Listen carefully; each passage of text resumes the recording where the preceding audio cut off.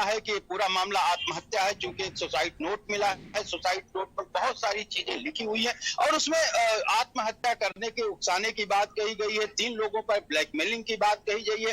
हालांकि पुलिस ने आनंद गिरी और जो लेटे हनुमान मंदिर के मुख्य पुजारी हैं अध्यक्ष प्रसाद तिवारी और उनके लड़के को हिरासत में ले लिया है, पूछताछ की जा रही है। लेकिन सबसे बड़ा सवाल यह है कि आखिर जो ब्लैकमेलिंग की बात करने की हो रही है, एक वीडियो की बात उस चर्चा की जा रही है, आखिर उस वीडियो में है क्या?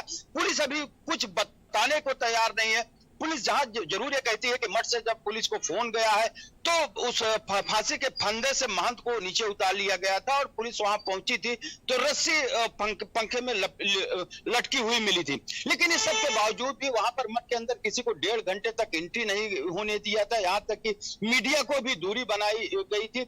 अब ये पंचनामा कर दिया गया है, अब पोस्टमार्टम की तैयारी होनी है। लेकिन जो निरंजनी अखाड़े के पंच परमेश्वर होते हैं उनकी अनुमति से ही अखाड़ों में पूरा कार्य होता है। तो अब जो पंच परमेश्वर हैं अखाड़े के, उनका इंतजार किया जा रहा है। पंच परमेश्वर पहुंचेंगे, उसके बाद वो निर्णय करेंगे कि आखिर इनको भू समाधि दी जाए या जल समाधि दी जाए। चूंकि जो सन्यासी परंपरा है उस परंपरा में या तो भू समाधि दी जाती है तो जल समाधि। ऐसा माना जा रहा है कि उसी मठ में ही महंत नरेंद्र गिरी के जो गुरु थे उनकी भू समाधि दी गई है, तो अब भू समाधि दी जाएगी और पंच परमेश्वर का इंतजार है। पंच परमेश्वर आएंगे, उनका दर्शन करेंगे, उसके बाद पुलिस उनके शव को पीएम हाउस ले जाएगी और पीएम कराया जाएगा। इसके पहले ही सीएम योगी आदित्यनाथ का प्रयागराज में आएंगे और वहां पर वो दर्शन करेंगे महंत नरेंद्र गिरी का। उसके बाद 11:30 बजे आम श्रद्धालुओं के लिए जो पार्थिव शरीर है महंत का वो रखा जाएगा और उनके जो श्रद्धालु हैं, उनके जो अनुयायी हैं, अंतिम दर्शन कर पाएंगे। जी बिल्कुल धीरेन्द्र, यहाँ पर अभी भी कई सवाल बने हुए हैं नरेंद्र गिरी की मौत के बाद। सीमाब लगातार हमारे साथ बने हुए हैं। सीमाब, आप वहाँ पर पहुंचे हुए हैं आश्रम में, क्या कुछ वहाँ पर हलचल आप देखने को मिल रहे हैं? आज सीएम का दौरा भी वहाँ पर होना है। देखिए, जाहिर है मुख्यमंत्री योगी आदित्यनाथ थोड़ी देर बाद यहाँ पे पहुँचने वाले हैं और उससे पहले इस मठ के अंदर प्रशासन की भयंकर बदनामियाँ देखने को मिली। तमाम मीडिया के कर्मचारियों के साथ बदसलूकी लगातार इन लोगों की जारी है और कोई भी किसी की बात सुनने को तैयार नहीं है। पहले कुछ लोगों को अंदर जाने की अनुमति दी गई और फिर बाद में उनके साथ बदसलूकी करके उनको बाहर करने का काम किया गया। मुख्यमंत्री थोड़ी देर में यहाँ पर पहुँचेंगे, डिप्टी सीएम केशव प्रसाद मौर्य पहुंचेंगे और नरेंद्र गिरी के अंतिम दर्शन करने के लिए यहां पर पहुंचेंगे। उससे पहले तमाम लोग यहां पे अंतिम दर्शन करने के लिए आ रहे हैं। हालांकि और जो यहां के पंच परमेश्वर हैं वो जो है वो यहां पे उनको दर्शन कराएंगे और उसके बाद मुख्यमंत्री के करने के बाद जो आम जनता है वो लोग जो है वो यहां पे दर्शन करेंगे। तो इस तरह की तैयारियां यहां पे की गई हैं, तमाम इंतजामात किए गए हैं। फिलहाल ये सूचना मिल रही है कि आनंद गिरी को गिरफ्तार कर लिया गया है और हरिद्वार से उसको लेकर प्रयागराज लाया जा रहा है। 4 टीमें लगाई गई हैं उसको वहां से यहाँ लाने के लिए और साथ ही साथ अभी थोड़ी देर बाद हो सकता है कि पोस्टमार्टम के लिए नरेंद्र गिरी की लाश को यहां से ले जाया जाए। स्वरूप रानी अस्पताल में उनका पोस्टमार्टम किया जाएगा और उसके बाद भू समाधि जो है वो यहां पर दी जाएगी। इस तरह की प्रक्रिया पूरी फिलहाल जो है वो होगी और इसको लेकर तमाम तरह के सवाल खड़े हो रहे हैं। जो अनुयायी हैं वो काफ़ी नाराज़ हैं। सीबीआई जाँच की भी कई लोगों ने मांग की है कि सीबीआई जाँच की जाए ताकि दूध का दूध पानी का पानी हो सके, क्योंकि जो 8 पन्ने का उनका सुसाइड नोट मिला है उस पे पुलिस के भी अधिकारी कुछ भी बोलने को तैयार नहीं है। फिलहाल गोपनीय तरीके से पूरे मामले की जांच की जा रही है और कई जगहों पर तो ये भी बताया जा रहा है कि शायद ये सुसाइड नोट उनके हाथों का लिखा हुआ नहीं है।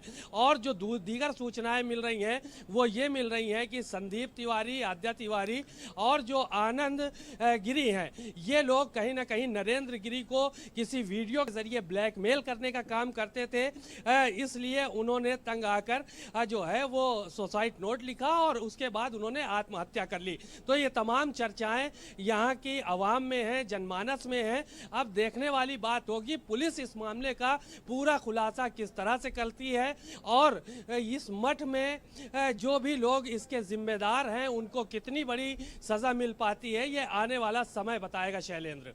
बिल्कुल सीमा, अब यहाँ पर इस तरह के सवाल बने हुए हैं। धीरेन्द्र लगातार हमारे साथ बने हुए हैं। धीरेन्द्र, अगर बात की जाए, आपकी किसी से बातचीत हुई है, मंदिर के किसी कर्मचारी से, वहां पर उनके किसी सहयोगी से कोई बात यहाँ पर सामने आ पाई हो, कोई चर्चा सामने आ पाई हो जिसका जिक्र वो इन दिनों कर रहे हो, और जो बात यहाँ पर शंका पैदा कर रही हो? अब पुलिस तमाम मुद्दों पर जांच करेगी, क्योंकि लगातार उनके जो शिष्य हैं और उपाध्यक्ष हैं वो सीबीआई जांच की मांग कर रहे हैं, लेकिन कोई बात ऐसी सामने आ पाई हो? ब्लैकमेलिंग की बात तो सामने आ पा रही है, आनंद गिरी, आद्या तिवारी, इन सबके नाम तो हैं, लेकिन इसके अलावा और कोई जानकारी मिल पा रही है?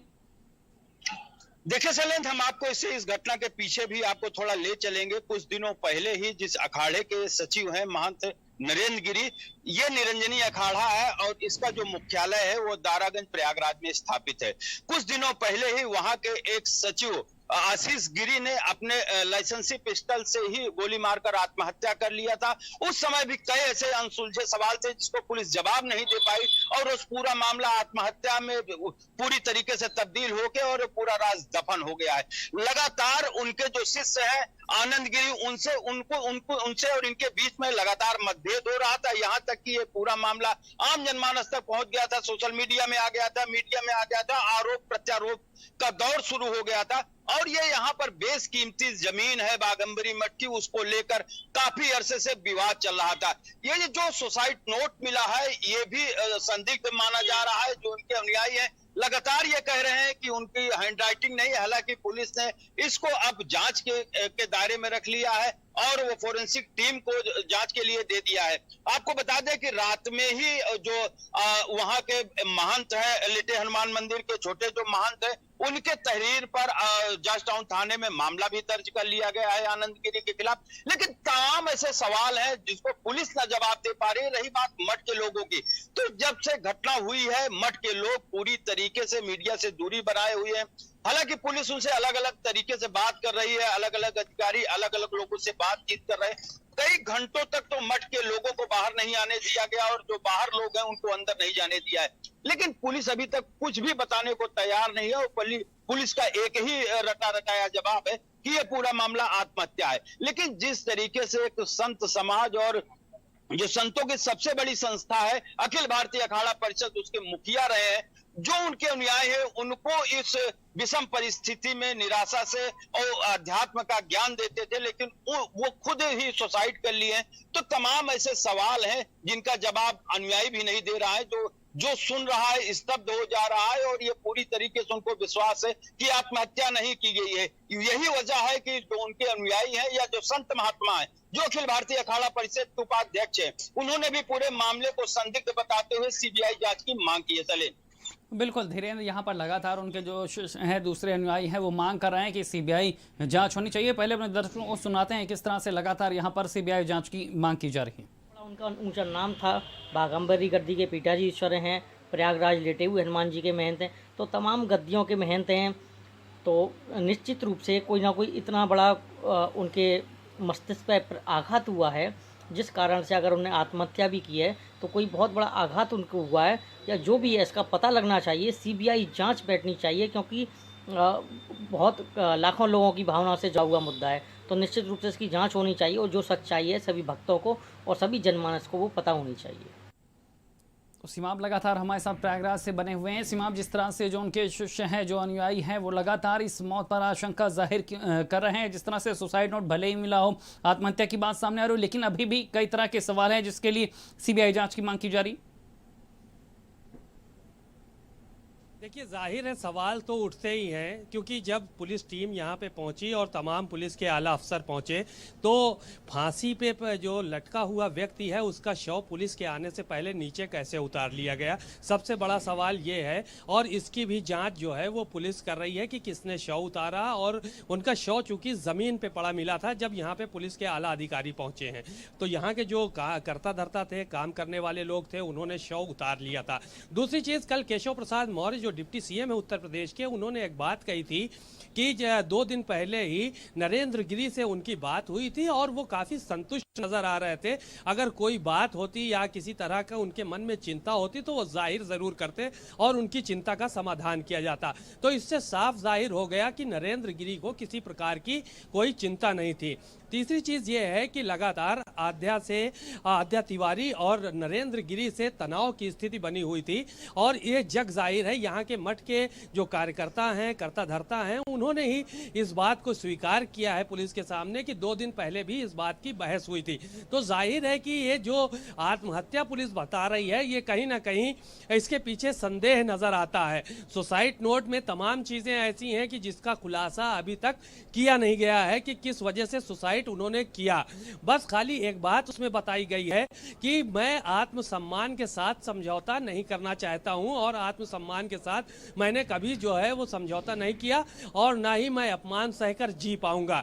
सिर्फ एक लाइन यहाँ के पुलिस के अधिकारियों द्वारा बताई गई है। अब आखिर क्या वजह रही कि जिसको लेकर जो है वो तमाम बातें जो है वो निकल कर सामने आ रही हैं।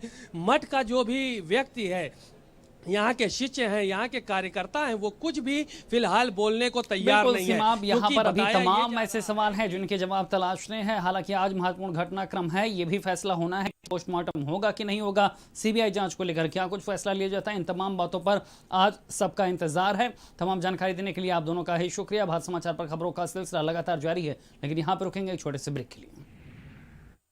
I hate kitchens. I love kitchens. पेश है फेबर